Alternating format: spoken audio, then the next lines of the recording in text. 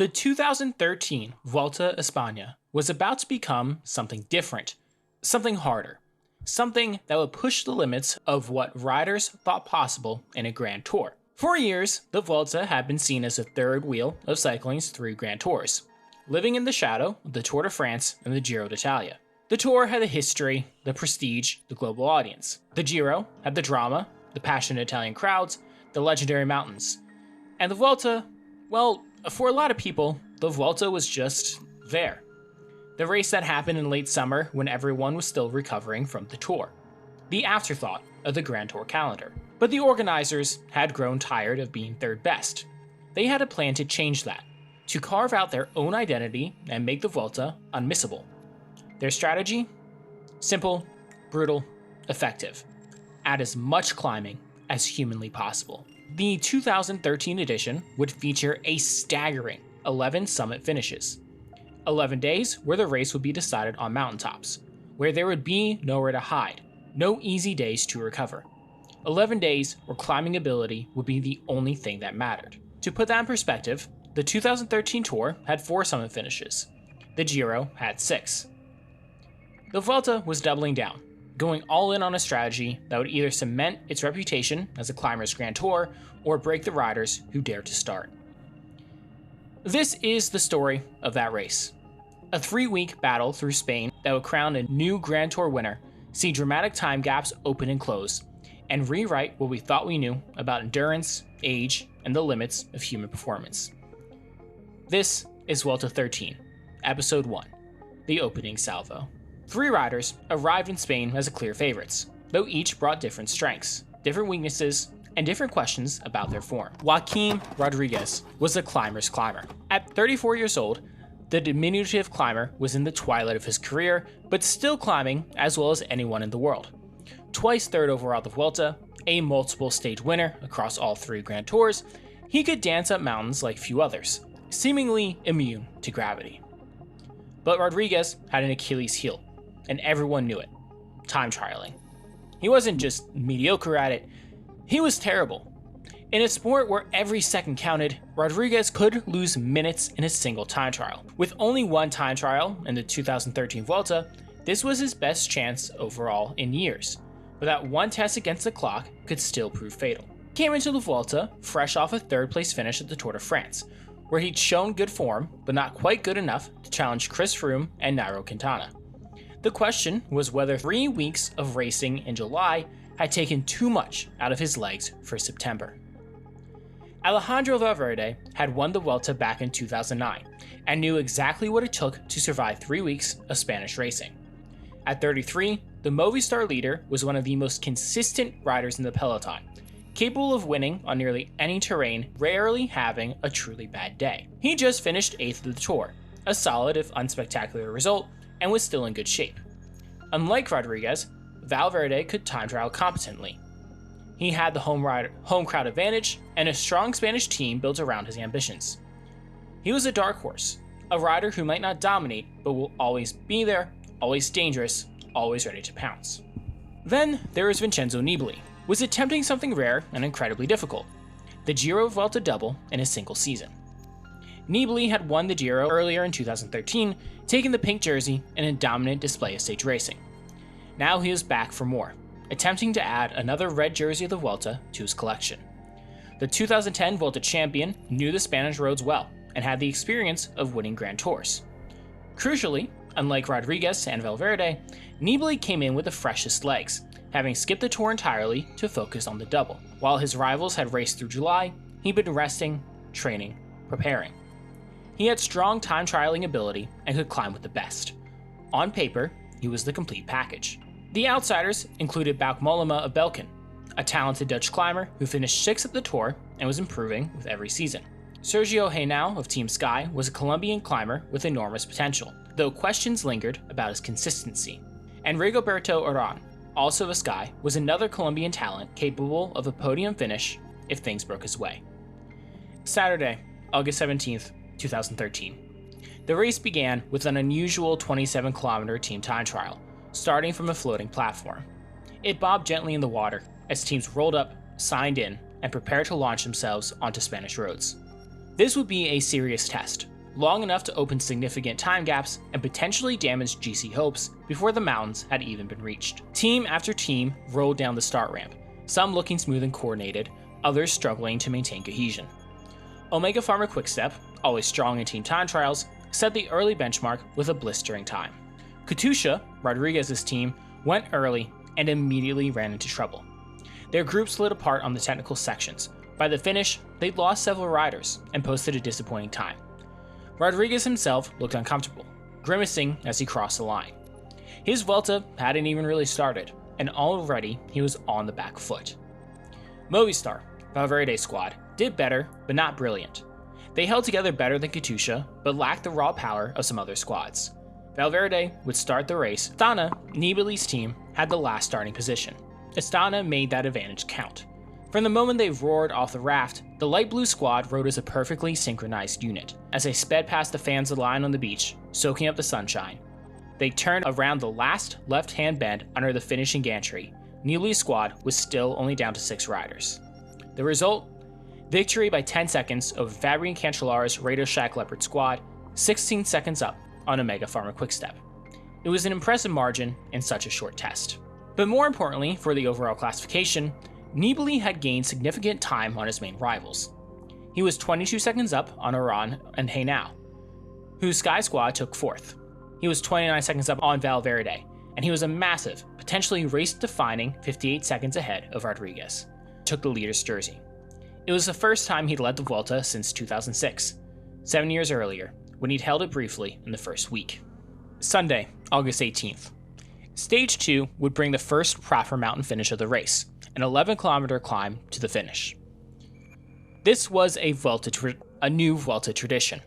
Waste no time before taking the race into the mountains.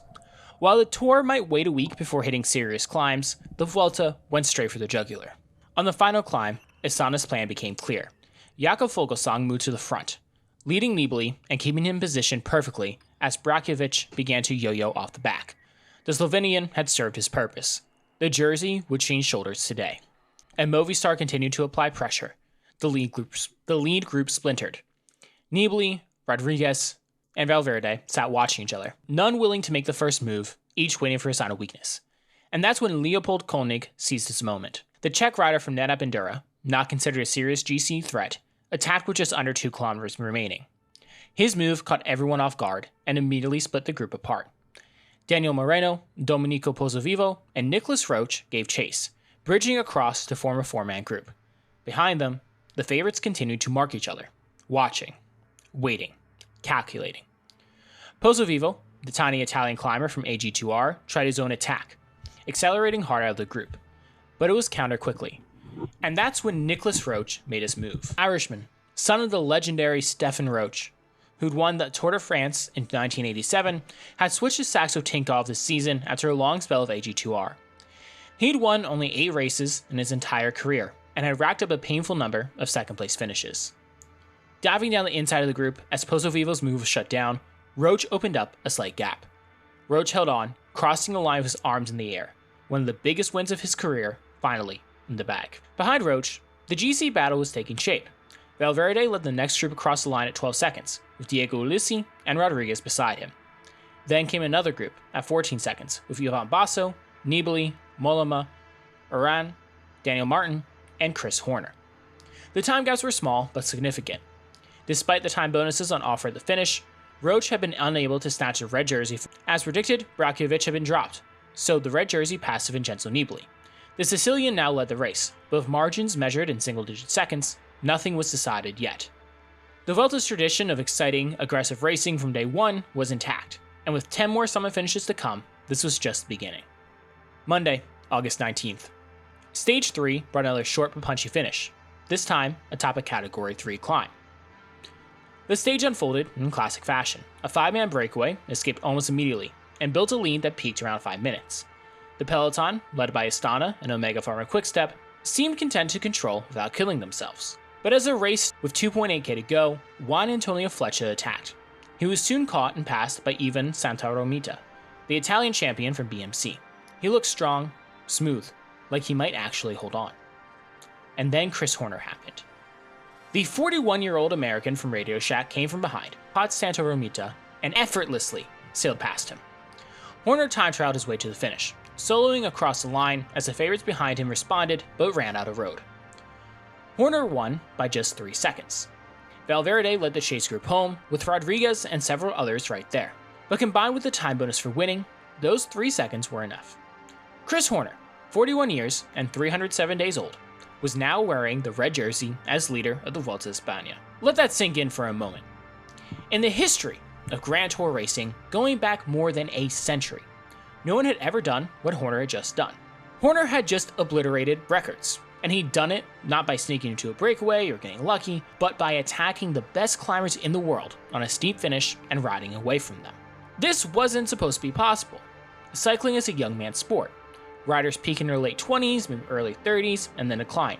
By 35, most are thinking about retirement. But here was Chris Horner. Horner had turned professional the same year some of his competitors had been born, and he was leading the Vuelta. Horner wasn't content with just a stage win and a day in the leader's jersey. His ambitions were bigger.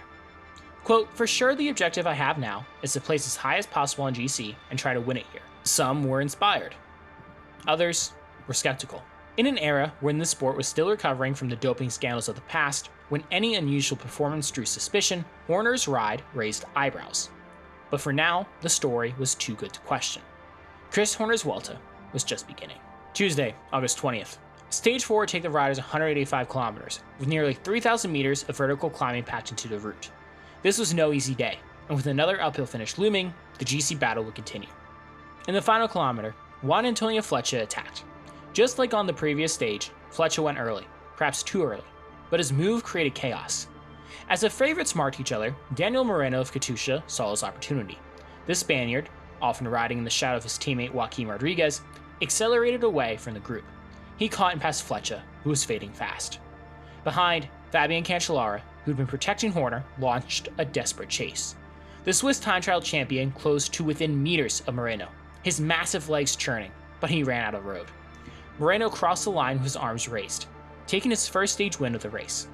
But behind, in the chaos of the uphill sprint, something critical had happened. As the bunch slowed in the final meters, Chris Horner found himself boxed in. Riders in front of him, riders on either side, no room to move. He tried to accelerate, tried to find a gap, but there was nowhere to go. A split opened up, just 6 seconds, but it was enough. Vincenzo Nibali had been in 16th place in the front group. He didn't even know it at first, but he'd regained the race lead. Chris Horner's time in the red jersey was over after just 24 hours. Wednesday, August 21st. After 4 stages of relentless climbing and constant tension, Stage 5 finally offered the sprinters their moment. The breakaway was caught with 2.4 kilometers remaining. The sprint teams immediately jostled for position at the front of the bunch. The sprint was on. Argo Shimano, the German team that had dominated the Tour de France for Marcel Kittel, swarmed to the front. Without Kittel, who skipped the Vuelta, they were left with Nicholas Arndt as their finisher. A capable rider, but not a true sprint ace. The lead-out trains formed, each team trying to position their sprinter perfectly for the final 200 meters. Omega Pharma on one side, Orica on the other, Argos trying to find space in between. And then, at exactly the right moment, Michael Matthews launched his sprint. The 22-year-old Australian, nicknamed Bling, hit the front with less than 200 meters to go. His acceleration was perfect, his timing impeccable. He held the challengers off, winning by more than a bike length. His first ever Grand Tour stage win, and his first ever Grand Tour. For the GC contenders, it was a day of relative calm. No attacks, no drama, no time gaps. Nibali retained his slender 3-second lead over Horner, with Nicholas Roach lurking in third at 8 seconds back. But everyone knew this piece wouldn't last. The real mountains were coming. The main course was still to come. If you enjoyed this deep dive into the opening week of the 2013 Vuelta, make sure you subscribe to 124 Cycling and become a member. We'll be bringing you more episodes covering this incredible race, following Horner, Nibali, and the rest as they battle through the Spanish mountains. Hit that subscribe button so you don't miss episode 2, where we'll see the race head into the furnace of Andalusia and witness the Pyrenean stages that will reshape the entire general classification. If you want to support the channel, help us bring you more in-depth cycling content like this, give this video a thumbs up and share it with your cycling friends. Thank you for watching. I'll see you in episode 2.